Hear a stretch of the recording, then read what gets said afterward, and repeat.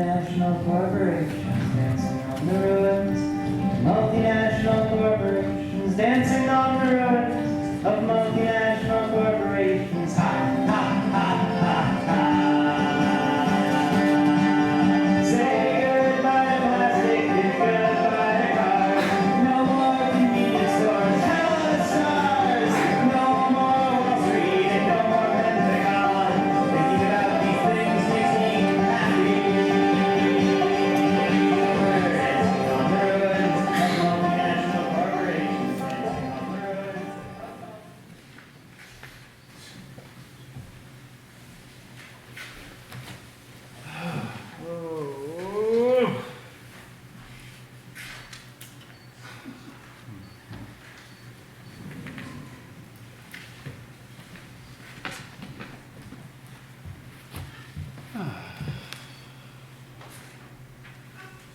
You okay, David? Oh, hey Sheila. Yeah, I'm okay. What you looking at? Oh, vultures, actually. They always circle that building right across from us. The Renaissance Tower? Yeah, I've seen them. Disgusting birds, aren't they? Disgusting. Some biologist you are. I'm quite taken by them myself. Well, I think they're just awful. You know, I read somewhere once that they will actually pee on themselves to cool down in the heat. Beats government work. What was that? Nothing. No.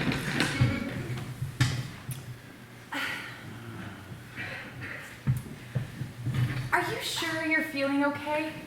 Yeah. You don't seem like yourself lately. Yeah, no, I'm okay. It's just, Oh, dang it! Just what? Well, it's just... Hey, do you two guys have a pencil sharpener? Are you serious, Larry? Yeah. Why are you using a pencil? What's wrong with your computer? Oh, virus. Again? Yeah. That's like the third time this year. What have you been Googling over there? You know what? On second thought, I don't want to know. Hey, I'm pretty sure there's an electric sharpener down in the offices by the elevator. Okay, thank you, David. I guess I could use a stretch.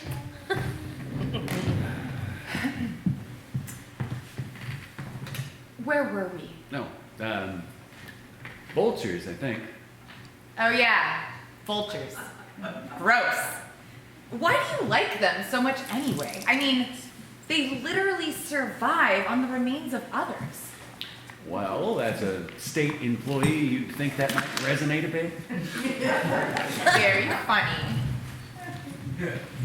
You know, a group of vultures is known of as a committee. Yeah, I think we might have a lot more in common with them than you're willing to admit. Well, I don't know about you, but the work I'm doing here is actually important.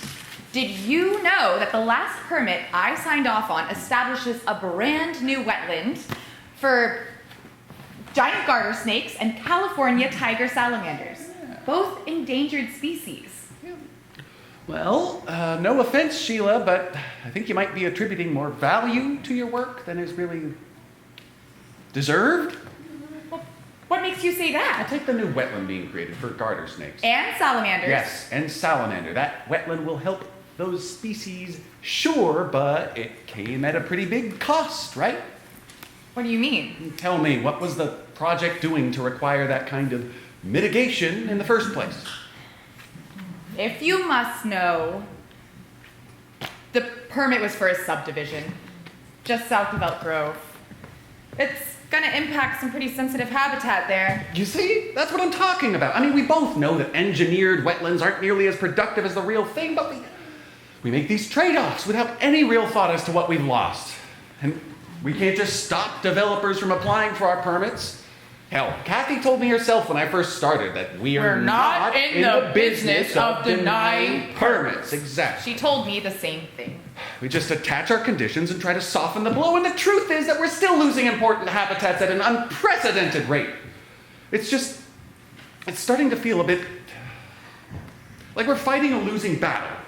Oh, don't be so pessimistic, David. It's not all gloom and doom out there. I mean, we do make a difference. Well, I mean, I used to think so. My student loans are proof of that much. These days, I just feel like another cog in a machine. The job is more than just mitigation, you know. I mean, the public demands our productivity, right? And who can blame them? We feed off their taxes like vultures, don't we? Right. And more often than not, the regulations we create just end up working against their interests. I swear, sometimes I just think the whole thing might result in better outcomes if we just shut it all down. OMG. You sound like Ron Swanson. Who? Ron Swanson from Parks and Rec. The TV show? I don't really watch TV. Ah, well, maybe that's your problem right there. Hey, quick, get out, Facebook! Cathie's coming! Oh, shit! Hello, everyone. Sorry to interrupt. Regent 2 just sent in a draft of their permit. Larry, I need you to look these over and make appropriate edits. Not in Got it. pencil this time. Got it. David, I need a bill analysis for 2283. Specifically, I need you to focus on the fiscal impacts of the department's upcoming name change. Revenues, expenditures, you know the drill. And Sheila, I have a copy of the fishing game code you asked for. You guys need to take better care of these things. They aren't free. Leave it in the office this time. Don't take it home with you. Yes, ma'am. That's all, everyone. Now don't forget, our meeting with the new director is just a few weeks away. We all need to make time to prepare for it. I want our permitting program positioned front and center for his first visit to headquarters.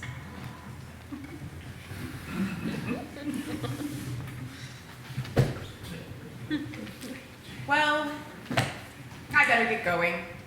I'm catching the light rail out to Rancho today. Oh, yeah, you know, I got an appointment today, too, David. You don't mind turning off the lights for me, do you? No, I don't mind. Ah, thank you. Good night.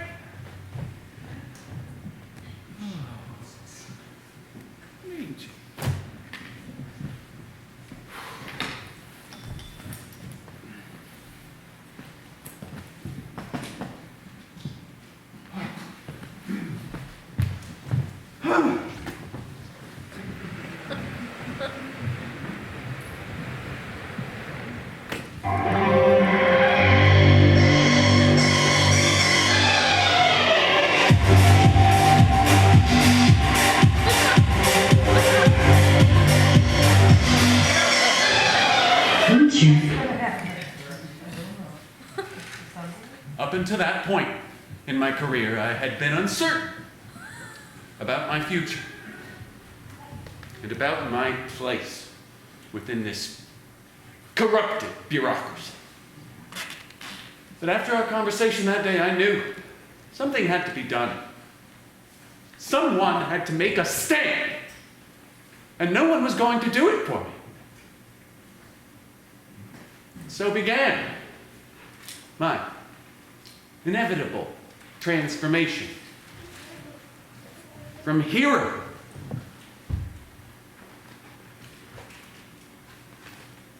to villain, from public servant to public enemy. I admit my first efforts rebelling against the state were feeble and childish.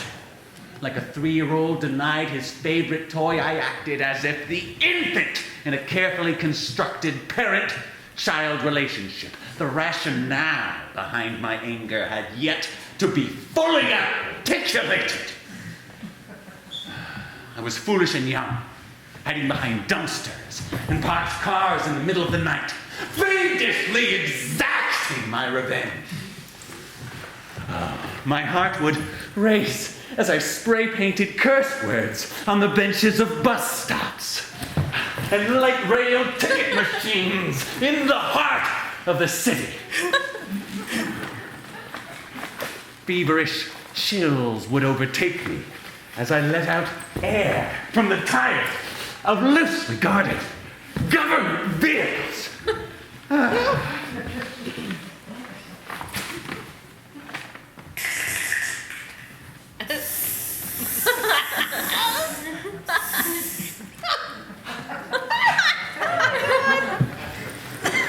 A fear of authority, instilled in my core since childhood, would seep from my pores as I darted in and out of the shadows. I hadn't yet developed the sophistication necessary to outrun the law, nor the capacity to defend myself if approached. He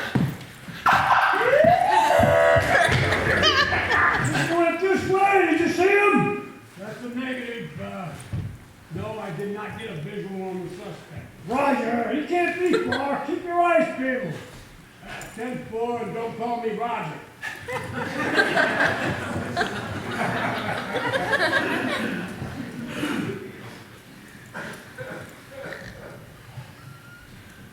Looking back, I find it hard to remember the expectations I had set for myself. I almost expected to be caught. Maybe I wanted to be caught. Over time, I would grow more comfortable with the delinquency. Little did I know, the hardest part would be returning to work after an evening in the shadows.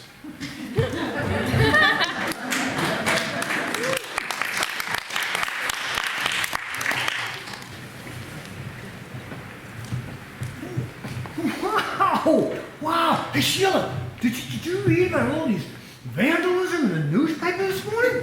No, but I saw the graffiti at the light rail station. Just awful. Yeah. I think it's just one guy. Some kind of a bandit. Maybe a guy with a grudge against the government, I guess, huh?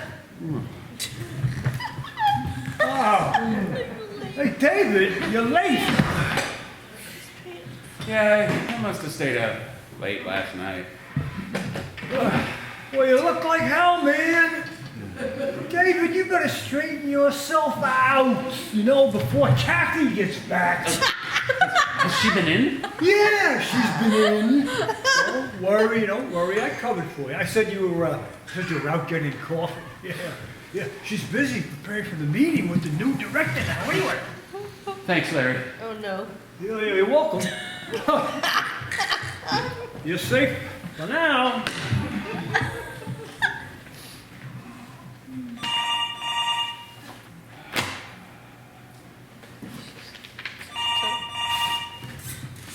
You gonna get that?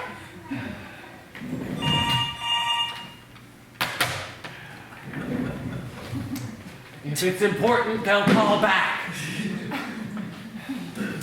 You really are something. You know that? I'm gonna get some coffee before the meeting. Wanna join me, Larry? Huh? Oh, yeah, sure. I guess I could use a break. I noticed your vultures are back, David. And I think I am starting to see some of those similarities you were talking about. Leave me alone.